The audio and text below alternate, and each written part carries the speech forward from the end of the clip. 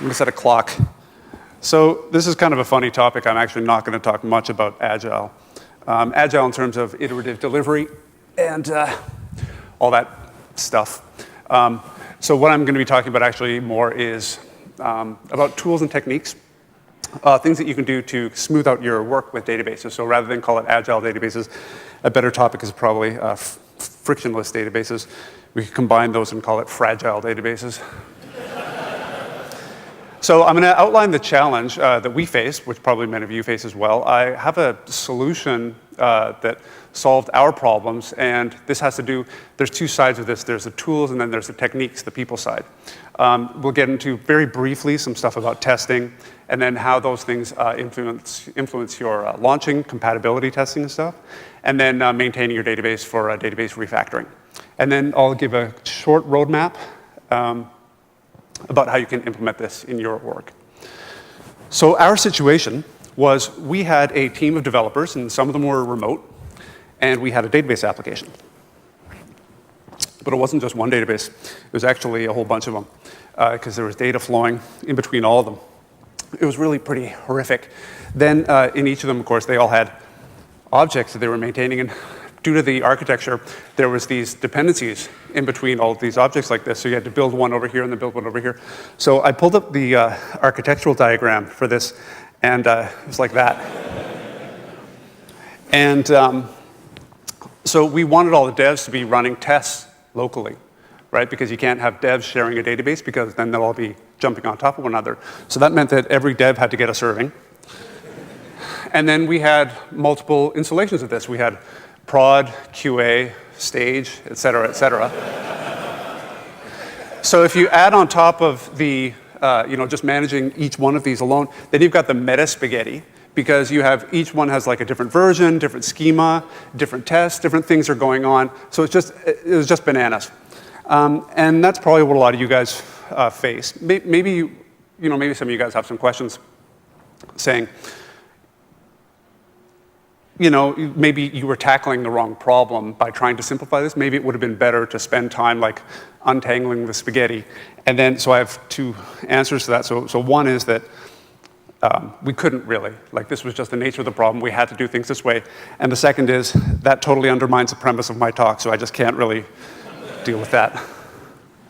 So databases. Kind of the obligatory meme slide.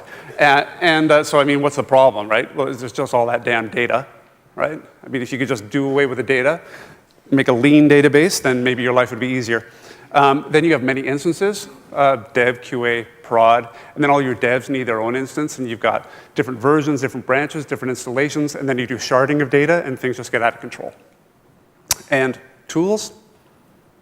There are some out there. They have some challenges, which I'll go into next slide. And then last, of course, the people thing, which has been brought up as a recurring theme of this, that you have DBAs who are used to working one way and devs who are used to working in another. And it's difficult sometimes. They are used to using different tools, or they just have troubles with the different techniques. So I'll be touching on that as well.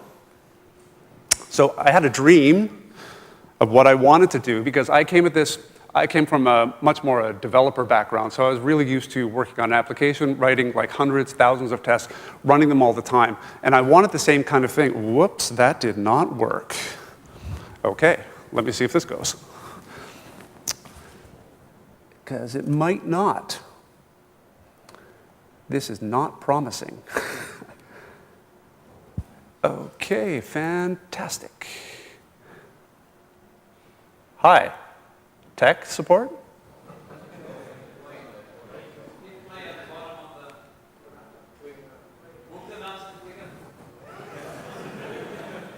Move the mouse and click it? Oh, look at that. It's over there, and I'm over here. I actually need to play a video because I couldn't switch, et cetera, and I can't see it on here. Do you need to play a video? Yeah.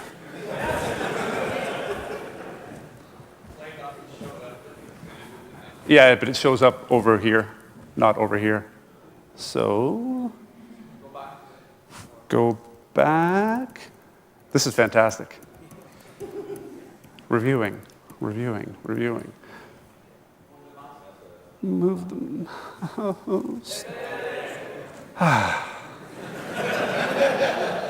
So I had a dream, and it didn't work.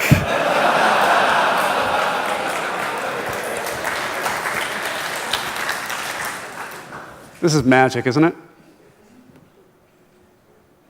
Oh, thank God. This is what I wanted, to be holding my laptop. So what I wanted to do was to be checking out my project, working my Git branch. I wanted to build my database and run all my tests. I wanted to merge work from my colleagues, build my database again, and run all my tests again. And then I wanted to do my work, hack, try to make my database, and it would bomb, and that's good, because I want that feedback really fast. And then I would do some more work, fix it up, and make my database, run my tests, et cetera. Everything was good. That was what I wanted, and that was what tools weren't quite giving me. Guess I'm going to hold on to this in a really clumsy fashion, all right? I can manage like that. That's good enough. Thanks very much for your patience. All right, so tools. So there are database change tools out there, and a lot of them have some of these characteristics. First of all, that you can track your database and source code control. You really want to do that. I don't know if many people here are, the people who are struggling with this, if you actually have your database and source code control. If you don't, that's really one of the first steps. You want to make sure that everything is just check out once, run, and done. Because if you ask your devs to read wikis or read emails, good luck. I'm dev, so I can say that. Multi-vendor support may or may not be necessary for you, depending on if your project has multi-vendor stuff. Easy to use? Sure.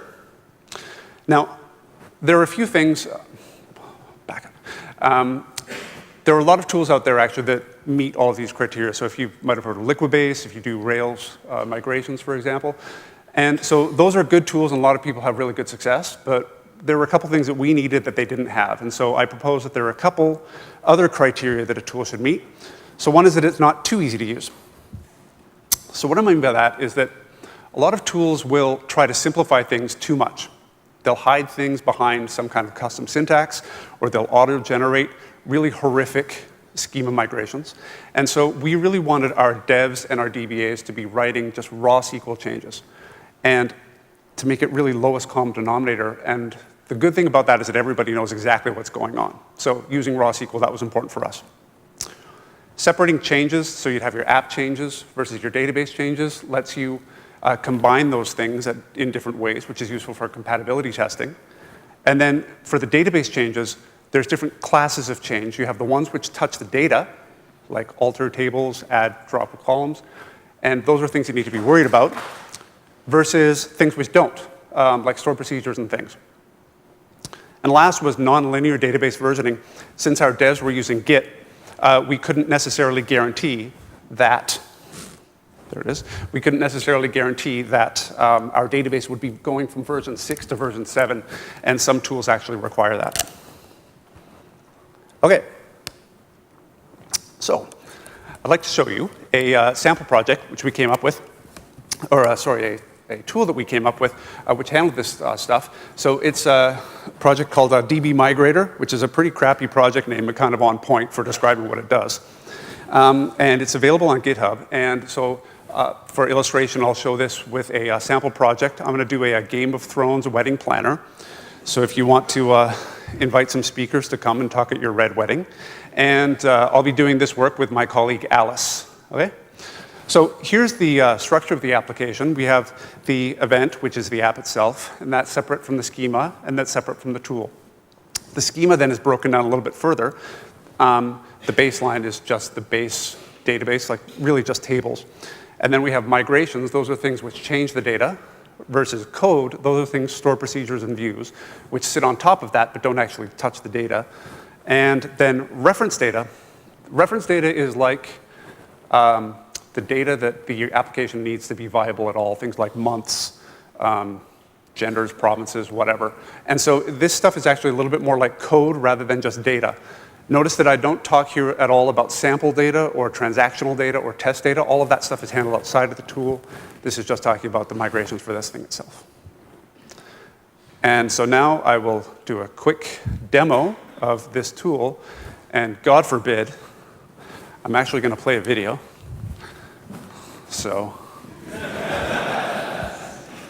smooth. Technology is our friend. There we go. Look at how easy this is. Come on. Thank you. Okay, so here I am. I'm working on a branch. Check it out from prod. And then I can build a new database, run the baseline schema, and then update it. So it's going to apply all the migrations, all the code for stored procedures and things, and then it will load data as well. So this was pretty straightforward because this was just from prod, so I only had the base script. But now I can merge work from my colleague Alice into my branch. Go. And so you can see that she's made a bunch of changes. In particular, she's added some reference data, and she's also added some migrations. So now I can just update my database, just like that. And then I can run tests to make sure that everything does what I expected it to do. Notice that these tests, they're actually outside of the migrator. These are things that you would handle as part of your automated regression testing or unit testing. So that is the end of that. That's the tool, which is pretty straightforward from the running perspective. So now we can take a look at what's behind it.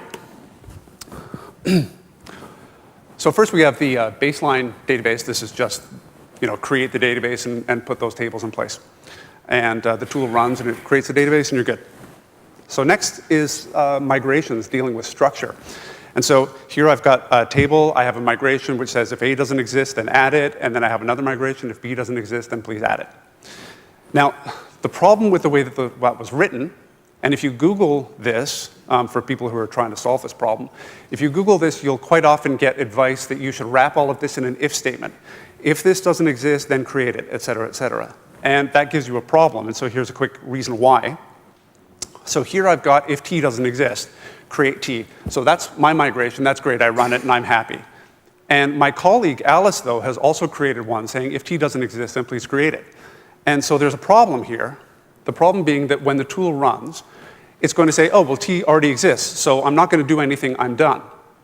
And then that leads to inconsistency, because I think one thing and Alice thinks another thing. So that's going to lead to all sorts of tiers and problems. We're going to have a problem that's showing up at some point. It's not necessarily going to be now. It might be like an hour from now or 5 minutes from now, whatever. But that's not what you want. So instead of wrapping things, instead of being kind of polite about it, just be bold and just go for broke. So I have something which says, make a T, please, make a yellow T, and then I merge in my work, Alice's work, and it also says create T, and that should fail really loudly and noisily and immediately, so that then you can go and have the conversation with her. Okay? Next thing for views and stored procedures and triggers. So this is different from migrations, and the tool needs to handle these things differently. In this case, both Alice and I have written these things saying, just alter this view, alter this view. The problem with doing things this way, if you do this naively within the tool implementation, or if you write these things as straight migrations, is that first this will run, my thing will run, it'll change the view, and then Alice's thing's going to run, it's going to change the view. So Alice is going to be happy, and now I'm going to be annoyed. So rather than have separate files that merge this code stuff, this is just code. So that means treat it like code. So rather than having two separate files, just merge them into one file and have people work on that stuff and treat those merges outside separately in source code control. And then when you apply that, that incorporates everyone's work and everybody's happy. That's code. Last thing is reference data. This is the third class of item, and I'll get out of the weeds after this a bit. So having this as idempotent data is necessary because having an idempotent data script, meaning, by the way, that I can run it again and again and again, that is really the only way that my team found that we could put the data into a very known, consistent state. So having this idempotent data, we could run it. That would take care of changes in the data structure of that, as well as in the underlying data itself. For those of you who do configuration management with Chef or with Puppet, this might kind of ring a bell. So you can see that the tool itself is pretty simple. It's actually a mixture of tool and technique. And so the tool is very simple. It's on GitHub, and you're more than welcome to take a look at it. All of this, the ideas behind it are documented as well. So you might be able to take some of this and overlay it on top of your own process. So DB Migrator, that's a second or third version of the tool, which has kind of evolved over time. There's another good tool out there called FlyawayDB, which recently released some features such that it also satisfies all of these constraints. So you might want to check either one of those two out. Okay, testing. Testing is a big topic. And I'm actually not going to cover too much about testing just because there's so much stuff on the web about this. But for those of you who are relatively new to this area, or maybe people who are coming from ops, maybe you're not quite used to things, so I'll just give a short introduction. Might be food for thought. So first thing, So first is hopefully your app is layered. So you've got the app at the top, some API version in the middle, database under the bottom. And if you have a layer like this, then what this means at the app level at least is you can sub in a different data store. So you can sub in a fake. And that means that your tests can run super fast. And that's the most agile database, is just the one that you don't use. But this is much more at the application level. So let's talk a little bit more at the API and the database level. So here's a sample test. I don't know if you can read that. I'll assume that you can. But basically what this test is doing is it's cleaning out the database. It's setting some database state such that you know what the state is within the database. And then it sets some state, it runs something, and then it checks the result at the end. And the most important line in all of this is this thing here where it says set the state. And this is why it's very important to have every dev have their own database, because you can't have people stepping on each other's toes. And then at the database level, you have something that's very similar. So this is checking a store procedure. It cleans out the database, sets some state, runs a test, and it checks the result. And these tests might seem really simple and kind of useless in a way when you're first looking at it. And that's actually a really good thing. Because just having something simple, first of all, and something very concrete. Simple is good because that means you have a hope of actually reaching it. And concrete is good, obviously, because it gives you something to hold on to. But really, if you're working through this stuff, then quite often what I find is that people actually just don't know where to begin. And so having something like this in place, it forces you to deal with some very simple problems. Like, how are you going to deal with database changes? How are you going to manage your test data? What exactly should you test? So just having something very simple like this at the smoke level will give you something to hold on to. And then for your stored procedures and all of those other more complicated things, you can deal with those just through more thorough testing. So if anyone's having trouble starting off with this, my advice would be start simple. Just do the simplest thing that could possibly work and get your devs to help you out. They can code something that'll hopefully make your life a little bit easier. Okay. This one is the tough one, and this one is actually the most important slide in the deck, probably, and I only have one slide on it, and I'm probably going to talk for about a minute. So obviously, like we've been talking a lot about teams and interactions and versus process and tools. If you don't have the right culture in place, if you don't have the right teams in place, then you're going to have kind of an uphill battle. But it really only takes a couple of individuals usually to push this along in the right direction. So we've outlined a tool. And so now we can take a look at about what's needed on the team side. So first is, obviously, this is a concentrated effort. You're going to need to have everyone on the team just have consensus about what's going on, so all your DBAs, et cetera. So one thing that might help with that would be potentially taking a demo such as that project I was showing and just run through it and then use that as a basis for real discussion with everyone. Next thing is tools and technique. Even just in that simple demo, there was a bunch of stuff. We had a testing framework, we had some Python code, test data, and the tool itself, as well as writing different kinds of scripts and making sure that everything actually works automatically. There's a lot of things which are involved here. And so having really effective learning to make sure that everyone has a very clear idea of exactly what's expected in their role. I mean, I've done a lot of training. I've given a lot of training courses for people that I've worked with in companies, and you know, in retrospect, some of them I was pretty happy with them at the time, but then in retrospect, they're kind of deficient because I don't really feel that they gave people the very concrete things that they needed in order to really succeed at what they were doing. So that's something for any executives or like tech team leads who are here to make sure that that time is effectively allocated for these guys to give them a hope to actually master some of these tools. Or if not master, then at least reach a sort of base level of competence and comfort, because that's really what's going to determine how your team works. And then last is time, of course, in org support, the time for the training and the time for the inevitable screw-ups and stuff that happen when you're trying to implement a big process like this. All right. So with the tool in place, and we've got our team in place now, so we can start to look at how this affects launches and things. So usually when you're working on a project, devs will work on it, and it'll advance a little bit by little bit, and then you'll collect all your database deltas, and then you'll eventually reach the end of the project. You can package up all of your deltas, and you can actually launch your database.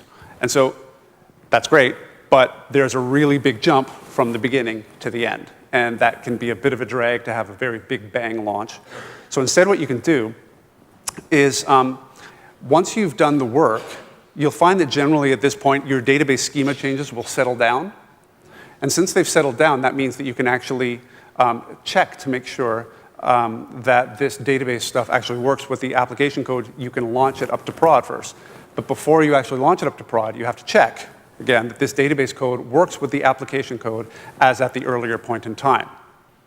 So once that's done and once those tests pass, you can actually merge it in, launch the database, then things continue until the end, and then you just launch everything and you're done. So I'll show you a quick backwards compatibility thing. So I'll haul my computer out again.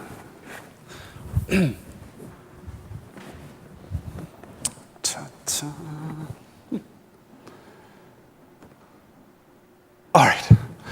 So here I've checked out the dev branch, and I'm just going to run my compatibility test. So this is checking the dev branch, which is the schema that I have. It's going to check it against the code, which is currently running in prod.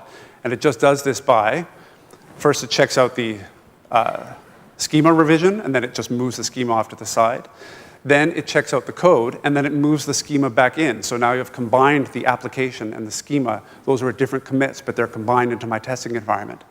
I can rebuild the database from scratch again. So now I've combined everything, and then I can actually run my unit tests, and all that stuff passes. So that's how you do backwards compatibility tests, provided you've got things separated nicely. So we've finished backwards compatibility tests. There's also forwards compatibility. And so here, with a pending change, you might schedule something, say, 3 months out, to say, in 3 months, we're going to drop this table, or we're going to delete this old obsolete field, et cetera. And so here's a way to do it. So you could have a branch which is available in the repo, so everyone looks at the repo and knows that this is coming, as well as the date. That just might be part of the branch name. And what you can do is you can actually do a temporary merge of that stuff into your current branch.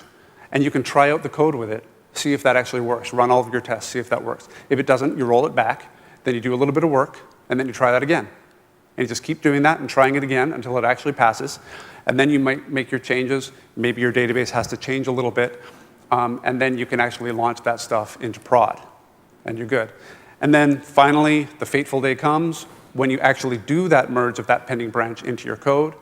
And then you can launch everything just like we did before. So that's forward compatibility. And then how that fits in with database refactoring. I feel like I'm lecturing. I apologize. So how that fits in with database refactoring is that this is a very fraught topic. Some people say don't even bother once you've made your decisions. Just live with them until the end of time. If you don't want to, then here's what you can do. So you have your application, and you have other applications that are also dealing with this particular schema. They're hooked to a particular field. So you say that you want to refactor that field because it's just a bad thing for some reason. It's combined first name and last name or something really silly. So you have a refactor field, and you want to launch your app to do that. So when you launch your app, you need to make sure it has the data. So that means you need a set of triggers that are going to copy things backwards and forwards. And you need it in both directions because you're only going to launch probably one app, and the rest of your clients are going to be hanging around. So that's the triggers help to make sure that that actually works. And then you write tests for all those to make sure that the data actually goes okay. Then finally, you can't stomach this situation for too long because that means you're carrying too much cruft. It's too noisy. And so you schedule a pending change to come, and you tell all of your clients, okay, guys, this is coming up. You better be backwards compatible. You better be forwards compatible with this thing.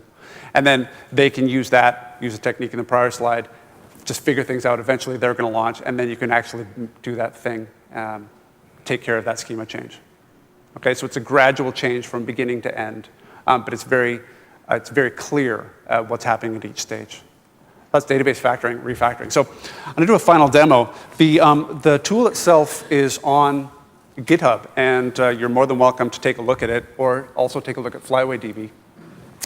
This Game of Thrones wedding planner, it's also on GitHub, so that might be interesting for some people. So this has things like database tests. It has tests for triggers, shows how the migrations work, do the forwards and backwards compatibility scripts, et cetera. So you can check those out. I'm sorry? Yes. Oops, wrong one. Hang on. Where am I? There I am. Okay. All right, so once I have all of these pieces in place, like the development becomes like a pretty nice experience. So I can do a checkout of a dev branch. I can build my branch, I build my database from scratch, and I can run all the tests locally. And then I can do a backward compatibility check of that branch against what's the code that's already running in prod, build it and run all my tests. Or I can do a forwards compatibility check of that branch against all of the pending changes that are coming down the pipe. If I wanted to, I could just put this all into a single script, and I could run it as part of some kind of nightly job. Just runs from beginning to end to make sure that everything is good. OK. So for a suggested roadmap for this, there you go. That's a roadmap. That's not good. So, excuse me. I got it. Hopefully that works. If it doesn't, that's fine. I can talk through it. That work? No. OK. Don't worry about it. So for a roadmap, so again, the first thing to do was the consensus with all of the guys on your team. So you've got DBAs, et cetera. So pulling all those people together, maybe doing a workshop on this material, and showing this demo, and just discussing, what reservations they have to move to this. Then finding the right individuals that you need to get this to actually work. Start writing your database tests, get your database into source code control, flip the switch, and that's the hard part, and then just keep writing the database tests to make sure that things actually keep working fine. And in terms of broken windows, well, there you go. Working with code, it's pretty interesting. Working with code is kind of easy. Databases are actually a lot more difficult, I've found. And so with the tools and the techniques that I discussed today, those were the things that my team used in order to get this stuff under control and make the database work be a lot more like our actual just regular development work. Boom. Just in time, thank you. And so, yes, everyone, no broken windows. That just, boy, this is rough. So no broken windows, just referring to the fact that once you can get your stuff a little bit more under control, then everything, you can spend the time working on this process just to have that really seamless process from beginning to end for all of your team members. And that is my talk. Thank you so much.